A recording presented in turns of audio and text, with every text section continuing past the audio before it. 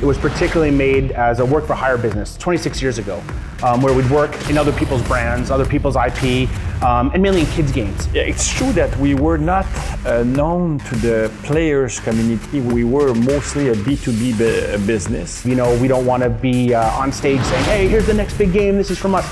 That's really the spotlight for our original IP with Dead by Daylight and Death Garden. It was always our passion to create our own game. For us, we're really just happy to make our fans happy. The community will get to know us by playing our games, basically.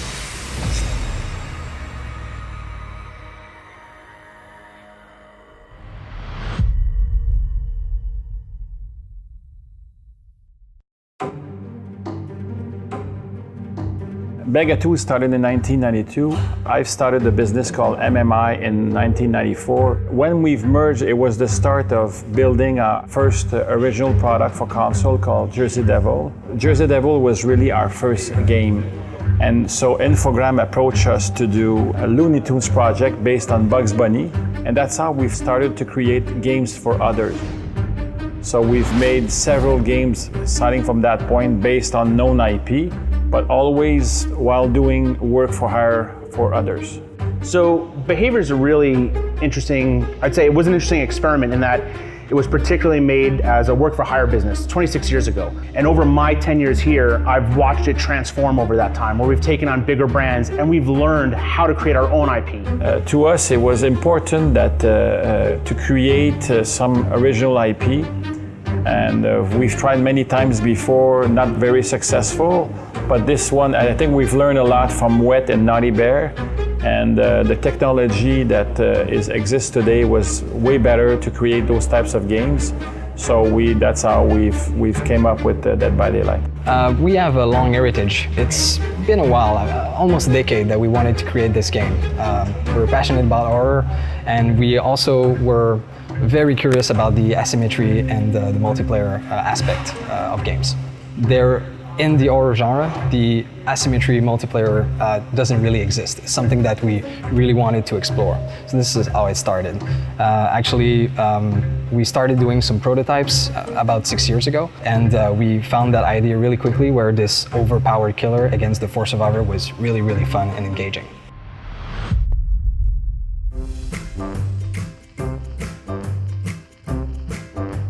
Our team is doing a playtest, so that's what we're gonna do now. We're checking the state of the game and see what's been added and changed. I'll go straight to the building, so that way somebody gonna save me or trying to escape. I think I'm gonna try to escape. Thanks to the animator, they're doing a great job. There's something that we call the race to arms, where to make the game fun, we need to give enough power to the killer so that they feel powerful. But the more power we give them, it becomes unfair to the survivor. So we give a little bit more to the survivor, but then it unbalances again. So that race to arms is what was the most difficult. Like, find this sweet spot where it's fun for everybody and it feels fair for everyone.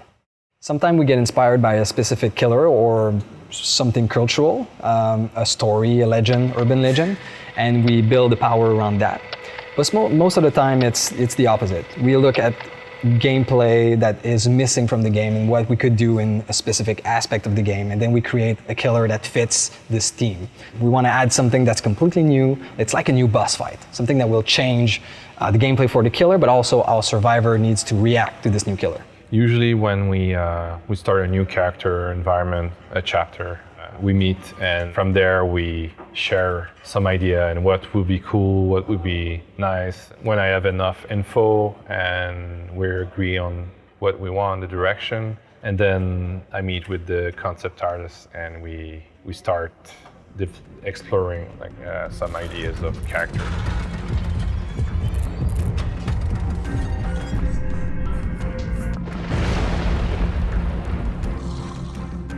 You have a lot of characters with its unique abilities, a lot of different builds, and a lot of different maps.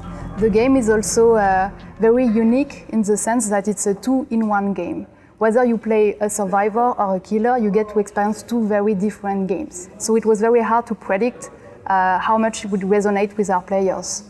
Honestly, we didn't know how successful the game would be, and when we saw how many players We're enjoying the game when we launched. It was like a dream comes true to us, so we are very happy about that. Just to tell you a little story, the first forecast we got for Dead by Daylight, we were looking at 300 to 400,000 users, and we're now higher than 5 million.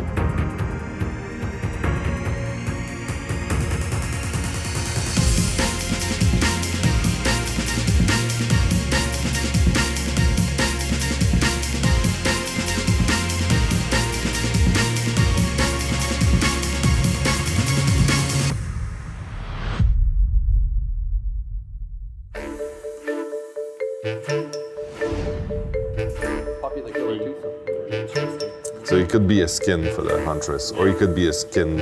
He could very well do a skin for the trapper too, because he does set traps. When we release a new killer, we now are more confident that it's okay to give people a week or two to learn these new things and to take the time to learn how to play against and to play that killer before we react and change the killer completely. I will say that we were a bit naive when we first designed the game. So we made Dead by Daylight thinking it's at its core a hide and seek game.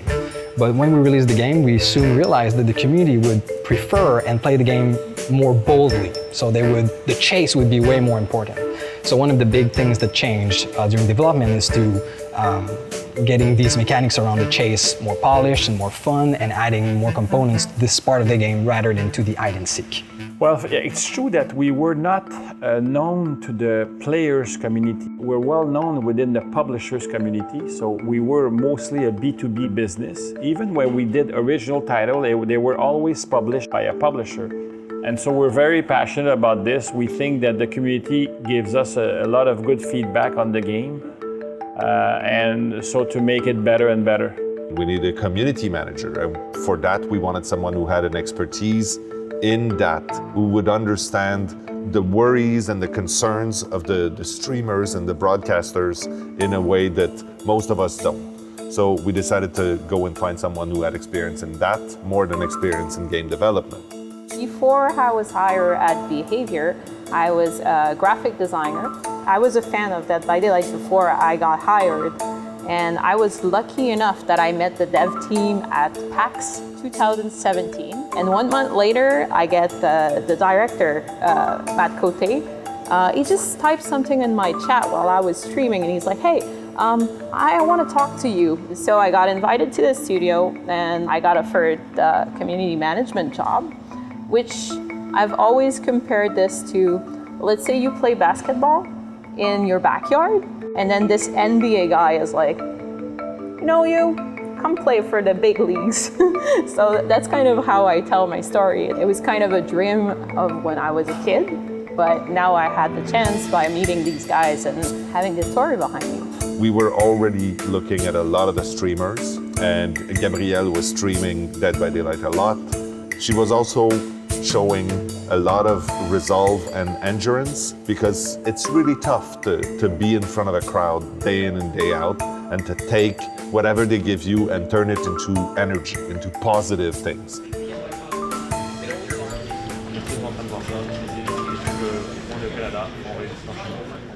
So I just talked to Francois about the Bilibili streaming, and we had a really bad lag issue. So we're talking to our provider that allows us to stream on different platforms to see if they can fix that issue for us. I normally go to general discussion and see what people are talking about since yesterday. We also have local community managers that are doing the same thing for their local community. So I'm in contact with them here. So I talk to them on Discord. We chat also every day to make sure that we are always in contact. I think it started from the fact that we didn't have a marketing department, we didn't have a PR department, it was just us talking to the community. This was the first time that we were doing our own game and that we were presenting it to people, and it was important for us to get the feedback, to show people in the tone and in the way we communicated that we are also passionate gamers. We understand their concerns, we understand what they want, and as it progressed, it's true that things changed a little bit, but also we realized at some point that this game is not just ours anymore.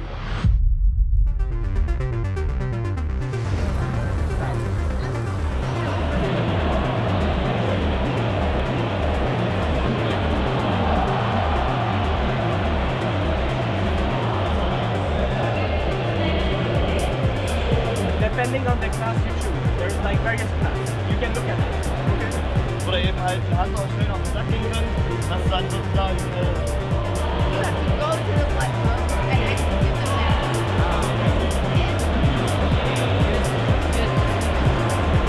So while we were, Dead by Daylight was growing, we thought that we could improve some of the game and element and some of the feature within Dead by Daylight by creating another experience.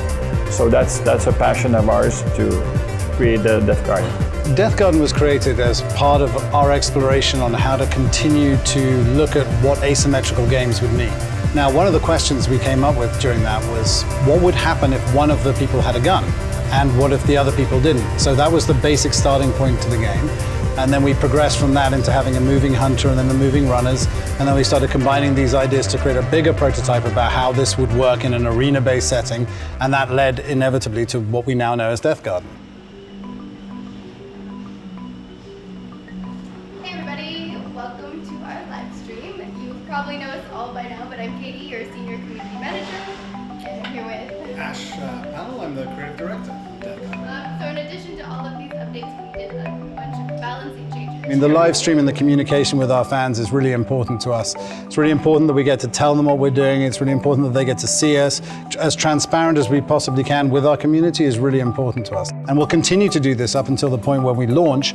And then we hope we have a game that's more appealing to everyone. So we're listening, we're hearing what people say, we're playing with them, we're watching them play as well, and we're beginning to understand and get a better idea of which parts of our asymmetry we want to tweak to create a game that's more appealing for everyone in the world. If you've been watching our Twitch streams for Dead by Daylight over the many years that we've launched this game, the players have been exposed to probably half the entire team in various different capacities, talking about their work, showing the audience their work so they can be critiqued. And sometimes we convince the audience that we're on the right path.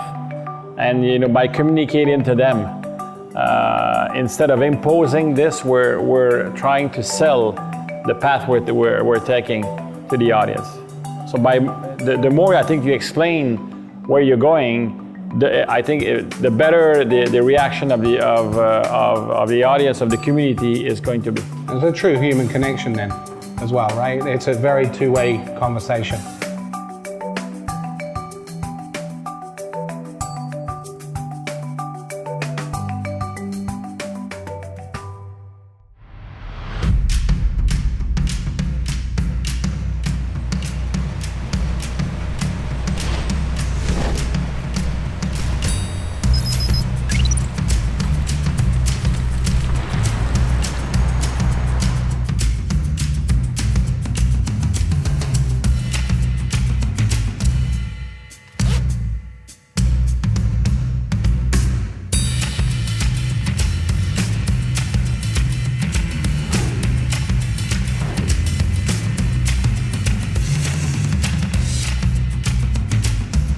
We will now walk by the studio itself. It's an open space environment and it's divided by projects. We have 4 divisions at Behaviour, so we have a lot of different type of domains where they can excel, and they put a lot of effort into the video games that we create.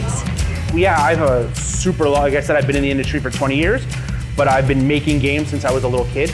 Though I play every video game on the planet, it started out where my parents would get me board games. I'd go to the comic book store and I'd buy comic books and I'd actually cut the characters out, I'd tape them to the board, make new rules on the squares of the board, change the dice types, change the rules, write my own cards, and have my friends play these games. And that helped drive me towards getting into video games. And I love it because playing games, video games are my passion, both playing and building them. Given we were an independent developer and still are an independent developer versus being a big publisher, we're very effective in our scheduling and budgeting. So for us, we have to make sure that we have the right people on the right tasks at the right time, and it also helps create a great quality of life. Very family-friendly environment. Lots of people have children here, families, so it's a great place. So this is the kitchen, the cafeteria system. For lunch today, we have super nice bœuf parmentier, which is like a shepherd pie, but it's a French classic, which is a braised beef, gratin d'oignon, and sweet potato on top. All the product that we get is from a few kilometers around here, being eco-responsible and buying local. It's the best food that I've had as a game developer ever. In terms of what you get, the quality of it, the quantity, for the price, it's the best. Thank you, sir. It looks delicious as always. It's weird. I get the idea, I get a craving, then I'll be like, I would eat, for example, pork chops. Then I'll buy some and I'll make them at home, and then if I like it, I'll bring it here. So it's basically what we want to do, and we try to keep it rolling. So we try to roll the menu over so everybody gets their day.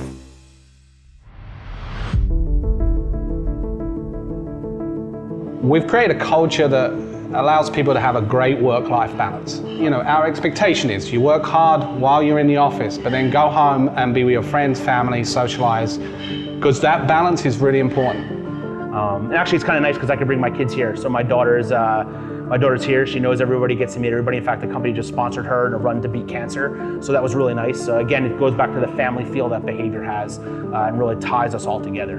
And sometimes even people go from one department to the other, one studio to the other, because of personal aspiration.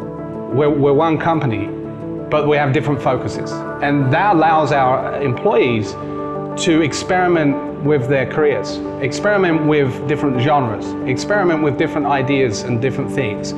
And that's how we make sure that we have a nice dynamic between the groups. Today is actually very, very good. We're getting a lot of stuff done. I'm working a lot right now on the Halloween event. Here, when I got back to my desk, I had this envelope from Vienna from some people that we really, really like that sent me a big pile of these icons, 3D printed. There was a little celebration for the launch, the very successful launch of our last chapter. The mood is good. Every 2 weeks, Behaviour Interactive offers to every employee to come on in on Friday night and have a beer or have a non-alcoholic beverage. And then we have food, and then we just, hang out with like our coworkers. This is an environment that Remy's created really from the beginning, and it resonates so well across it. We have an opportunity for all of our employees to talk to all the executive team anytime they want, and the common message is, this is really different from where I used to work. And I think one of the reasons why we can do that is because we're 26 years old, we've learned a lot about how to plan making games. So there's less and less surprises. So we plan it very well. The balance and passion, it's important even on our relationship with partners and with the audience and with everybody, any stakeholders around the Behaviour. As much as we're balanced internally with our teams and our people, we're also balanced with our stakeholders, with our partners. And we are proud of having great relationship with a lot of partners, and we act the same way also. Then we act internally. And we remind ourselves sometimes that we need to be like that all the time. For us, we're really just happy to make our fans happy. That's the biggest goal. Keep the players entertained, keep the fans happy, and continue to give them new stuff and keep them engaged, because the day they walk away is the day we lose it all. Very, very important to us. Transparent to our players, transparent to the community, and transparent to our partners. We're an open book.